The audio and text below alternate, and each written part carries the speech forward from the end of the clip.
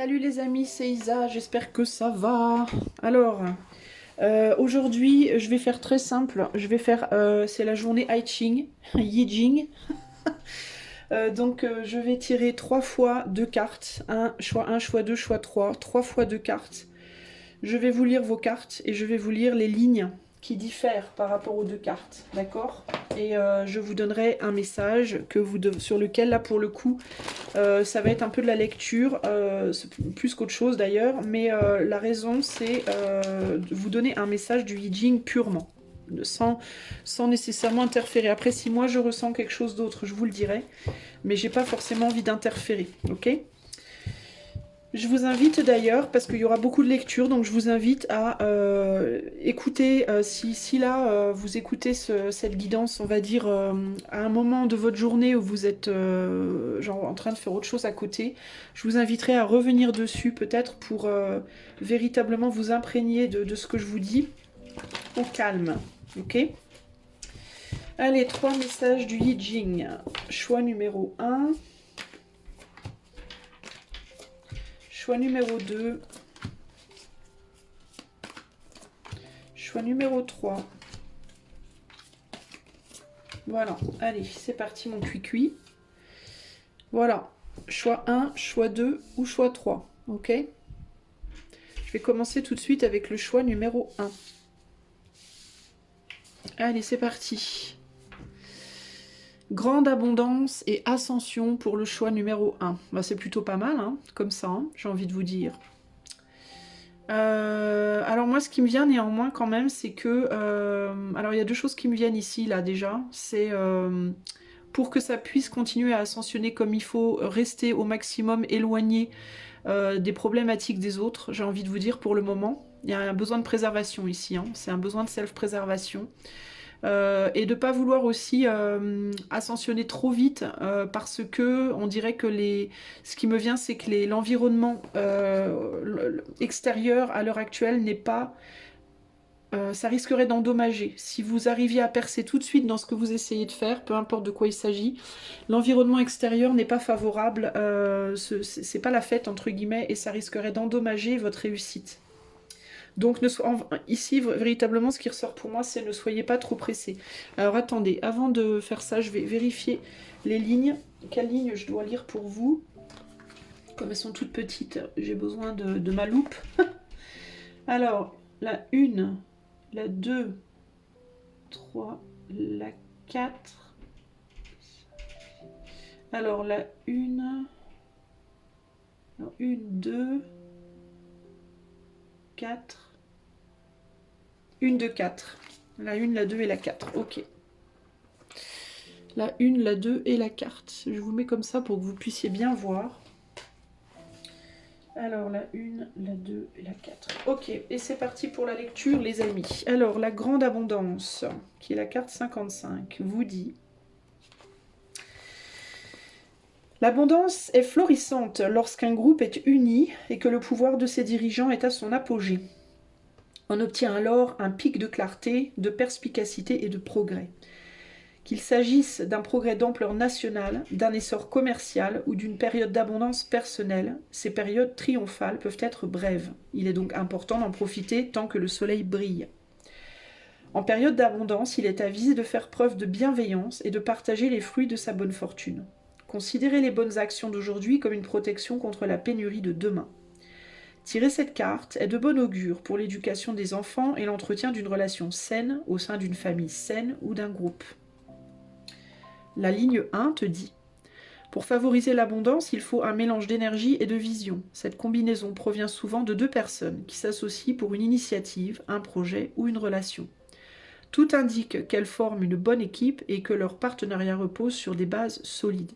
Ce trait suggère que le moment est bien choisi pour un partenariat qui peut vous aider à progresser vers le sommet. Une grande chance vous attend. Le trait 2. En période d'abondance, les intrigues et les complots sont comme des éclipses de soleil qui ne se produisent qu'occasionnellement. Il est souvent préférable de ne rien faire pendant les périodes d'obscurité temporaire, de simplement les laisser passer et se dissiper d'elles-mêmes. Essayer de lutter contre les forces négatives ne ferait que vous faire trébucher. Raccrochez-vous à ce qui est vrai et le soleil réapparaîtra bien assez tôt. Et la ligne 4.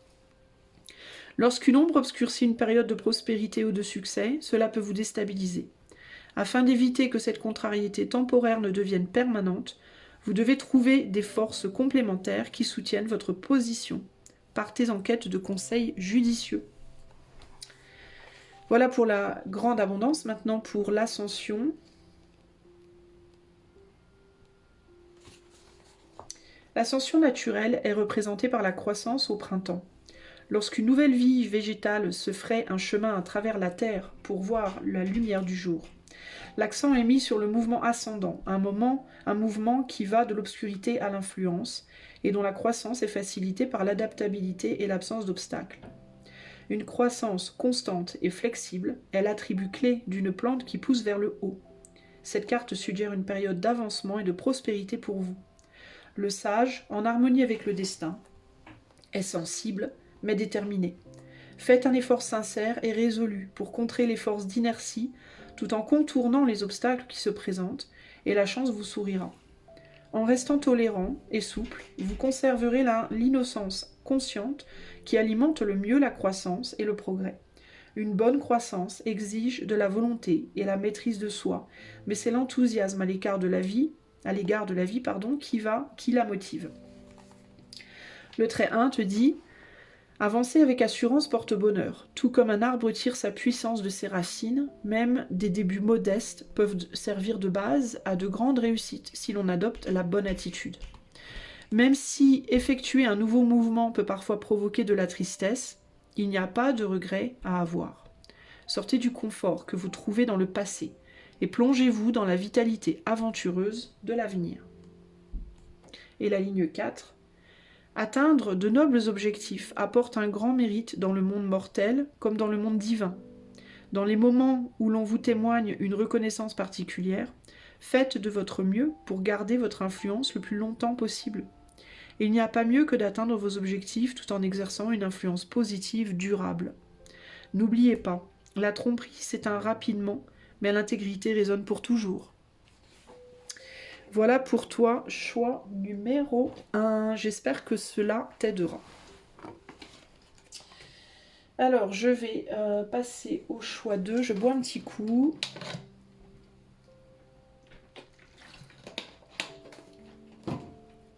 Alors, choix numéro 2.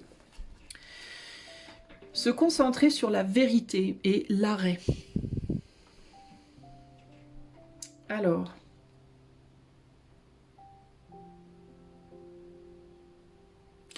Alors toi, j'ai l'impression que il y a quelque chose qu'il faut que tu ailles voir en profondeur. Moi, ce qui me vient ici, c'est le besoin de se concentrer sur une vérité, mais une vérité très très profonde. Comme s'il y avait besoin d'aller voir au plus profond de toi quelque chose en particulier, un point en particulier, et de prendre le temps de t'arrêter dessus, en fait, avant d'aller voir ailleurs, avant d'aller voir les vérités dans d'autres domaines. Il y a quelque chose comme ça ici. On dirait que tu cherches quelque chose, toi, choix 2. Tu cherches quelque chose, tu cherches ta vérité. Tu es peut-être d'ailleurs en train de chercher ta vérité, d'essayer de découvrir. Alors il y a un besoin de prendre son temps, hein. J'entends aussi que tu es en sécurité, tu n'as rien à craindre de l'extérieur. Si tu as peur, si toi tu as peur qu'il t'arrive quelque chose dans ta vie, on va dire extérieure, parce que tu prends beaucoup de temps à essayer de découvrir quelque chose d'intérieur, on te dit ne t'inquiète pas, tu risques rien. Là où tu es, tu ne risques rien. Pour moi, c'est vraiment ça. Il y a l'idée de se concentrer en effet sur... cette activité pour le moment. Enfin, c'est ce qui me vient. On va voir ce qu'on te dit. Hein. Peut-être que je me trompe, mais en tout cas, c'est ce qui me vient. Attends, il faut que je regarde avant les lignes que je dois te lire avant de les mettre en place. Alors, pour toi, j'ai la ligne 1, la ligne 2, 3, non, 1, 2, 4, 1, 2, 4. 1, 2 et 4. Ok, 1, 2 et 4. Alors, je vais noter 1, 2 et 4. Ok. Allez, c'est parti. Je te lis la première carte, se concentrer sur la vérité. La carte 61. Alors, qu'est-ce qu'on te dit? Alors, se centrer sur la vérité implique de prendre conscience de la relation entre vos sentiments et les circonstances de votre vie. Cela nécessite de se connecter à la sagesse fondamentale qui se trouve en vous, chez les autres et dans toute la nature. La vérité devient un pouvoir lorsque l'on abandonne ses préjugés et que l'on s'ouvre au monde tel qu'il est réellement. Ce genre de transformation intérieure peut changer quelqu'un en une personne remarquablement influente, mais c'est difficile à réaliser dans notre monde moderne saturé de messages trompeurs et de fausses amitiés. Cette transformation ne peut toucher que ceux qui cultivent une véritable ouverture d'esprit et qui veulent aller au cœur des choses plutôt que de se concentrer de juger les apparences. Lorsque vos pensées sont assombries, votre influence dans le monde se voile également. Si vous avez peur, vous serez attaqué. Si vous dissimulez les mystères sous les dogmes, vous perdrez des occasions d'approfondir vos connaissances. Si vous hésitez à défendre vos principes, vous serez mis à l'épreuve. Pourtant, en démontrant de la fermeté et de la force, on peut faire admettre le pouvoir de la vérité, même aux esprits les plus têtus, y compris le vôtre. Dans les débats, arriver à percevoir la part de vérité dans la position d'autrui est essentiel pour gagner. En général, il est possible d'influencer même les personnes les plus revêches ou d'améliorer les circonstances les plus difficiles grâce au pouvoir des vérités universelles, car la vérité est une chose à laquelle tous les êtres réagissent naturellement. Exploitez la part de vous-même qui possède ce pouvoir. Cultivez cette capacité et apprenez à l'utiliser, car elle vous permettra de comprendre les personnes avec lesquelles vous pourriez un jour partager un objectif pour le bien commun. Ligne 1. Se préparer intérieurement apporte le succès. Avoir un caractère stable et rechercher constamment la vérité qui sous-tend chaque situation sont deux qualités qui favorisent la bonne fortune. Dans ce contexte, vous ne pouvez pas vous fier aux perceptions des autres. Vous devez apprendre à vous débrouiller seul, à être autonome et à appliquer le pouvoir de la connaissance pour agir comme ils le font au bon moment. Au bon moment. Trait 2. Si le cœur de votre être rayonne d'altruisme, cela constitue une source vitale de puissance et d'influence. Ce désintéressement se répand aussi sûrement que les ondulations d'un étang lorsque l'on jette une pierre en son centre. Croire sincèrement en votre propre intégrité génère une incroyable chance. Et le trait 4, il n'est pas facile de garder une constance dans sa propre vérité. Pour y remédier, soyez comme un cheval qui tire la charrue droit devant lui, portant résolument son fardeau et refusant de jeter le moindre regard de côté tant qu'il n'a pas terminé, même vers l'autre cheval. Ne vous laissez pas distraire par les dernières modes et les stars du moment. Creusez plus profondément et votre champ produira une récolte abondante. Et puis la carte de l'arrêt.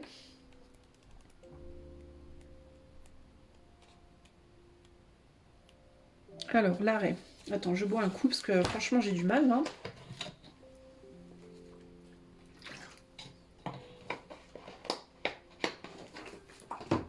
Alors,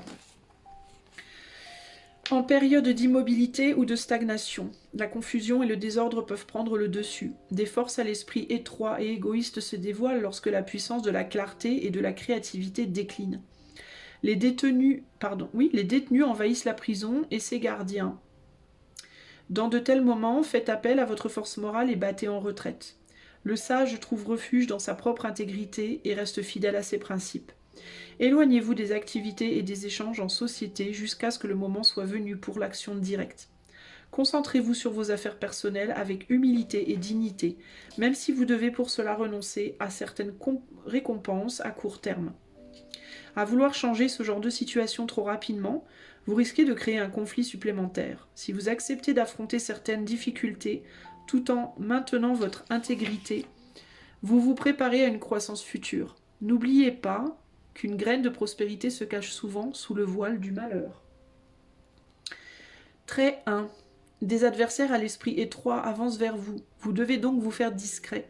Ceux qui partagent vos idées peuvent vous suivre dans un abri pour que vous soyez temporairement protégé du conflit.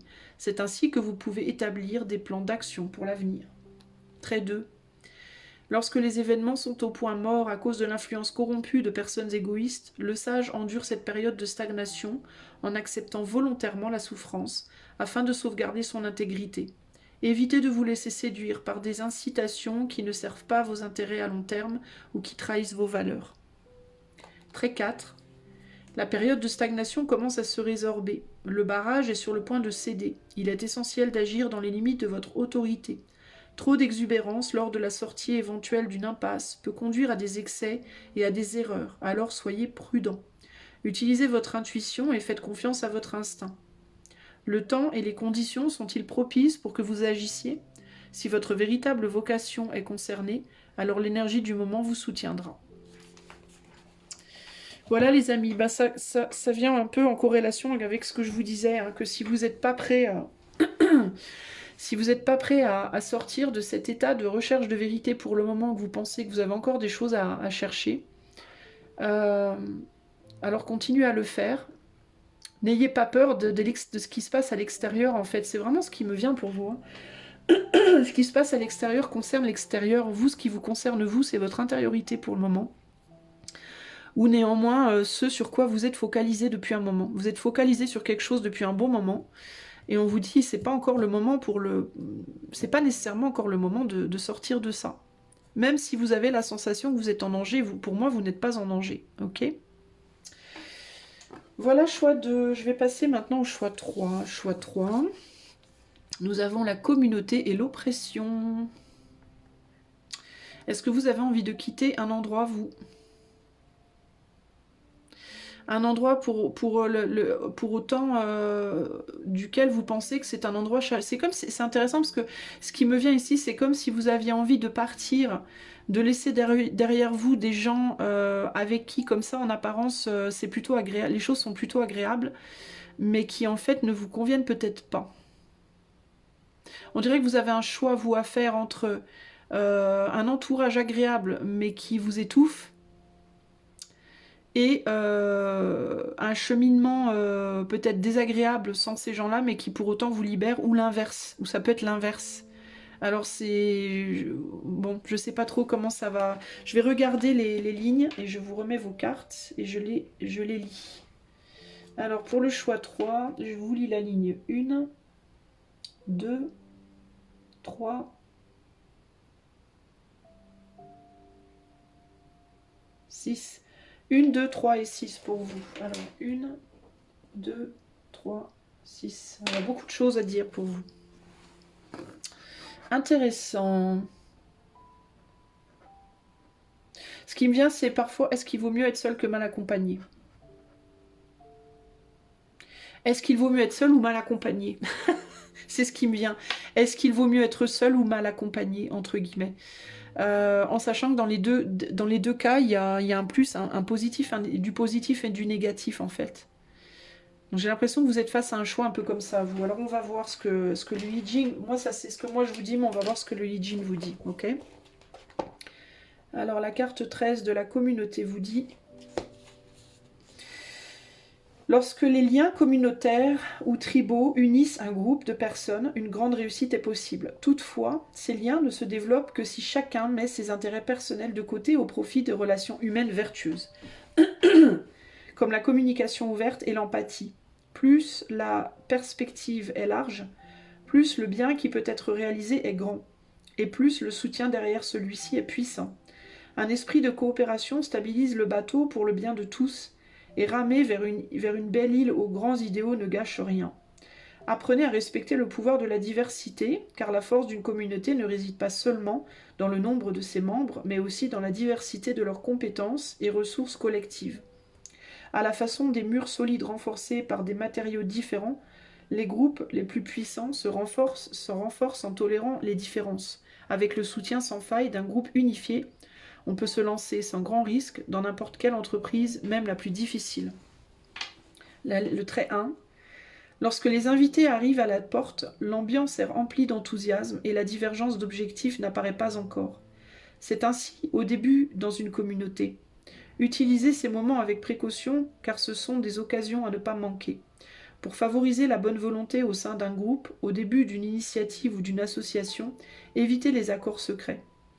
La bonne volonté est un fruit qui mûrit lorsqu'on le nourrit de transparence.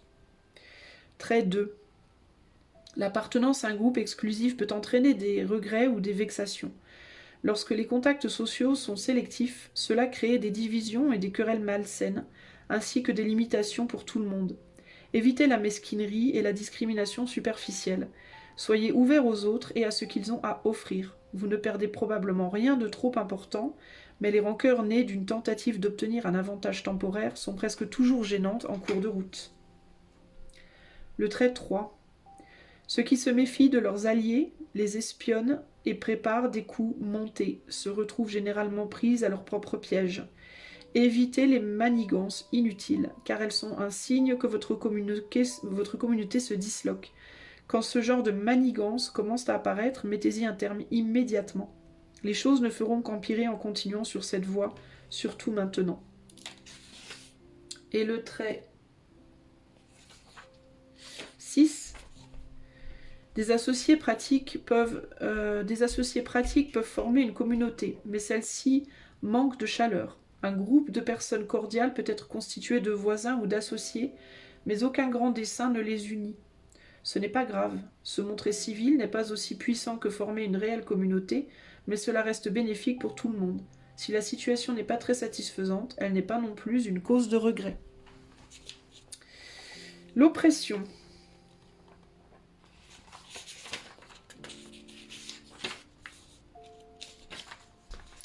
Pour représenter l'oppression, on peut imaginer des oiseaux charognards rôdant sur les rives d'un lac asséché.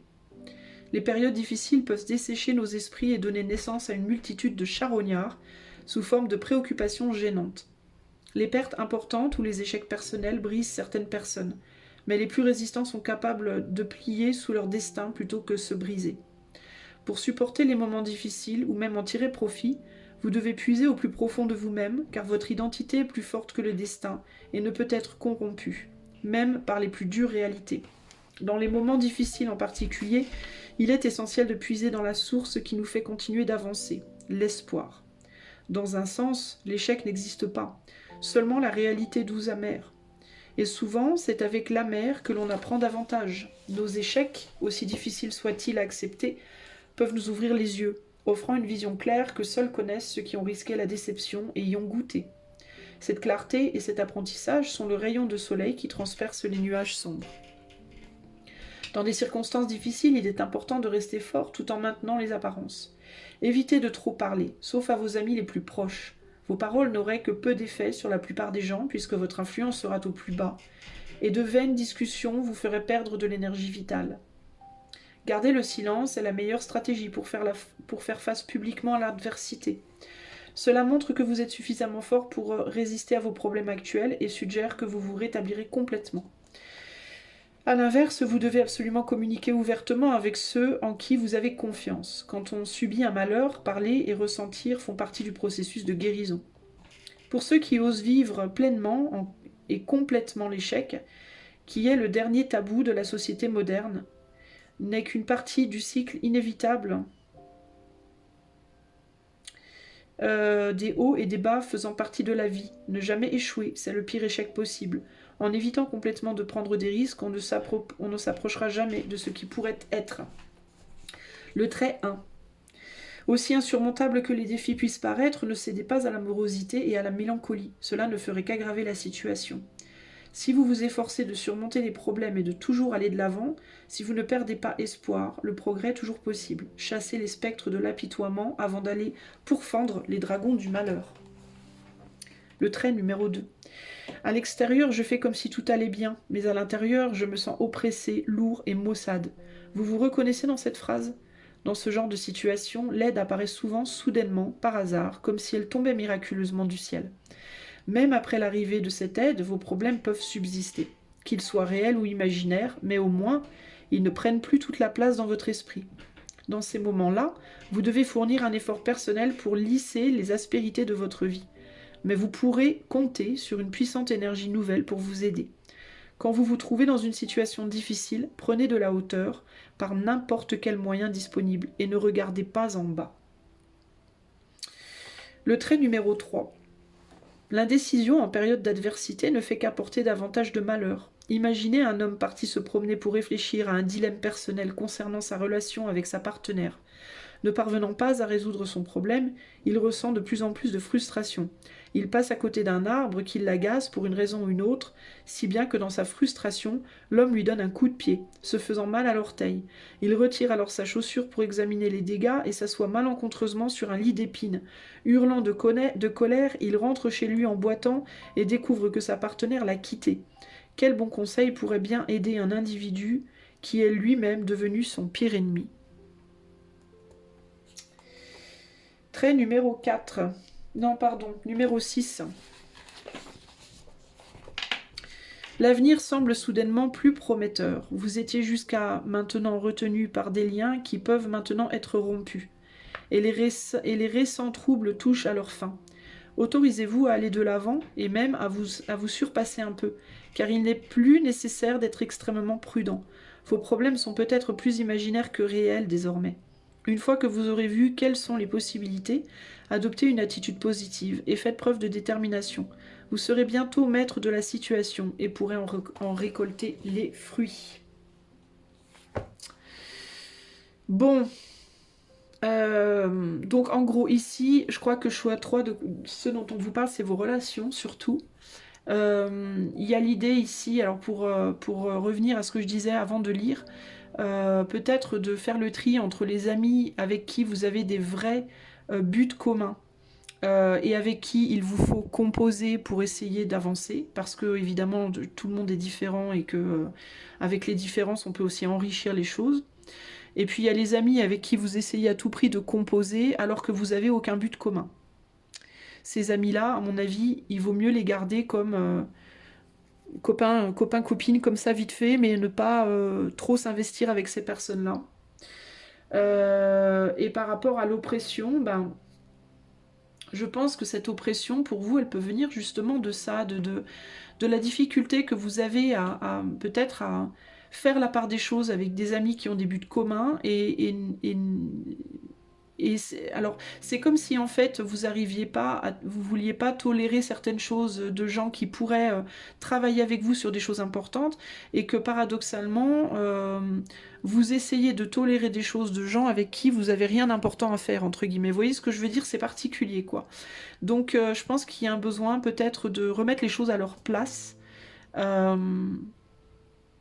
Et par rapport à l'oppression, de manière à ne pas devenir, entre guillemets, votre propre ennemi, de manière peut-être à ne pas vous tirer dans la godasse, entre guillemets.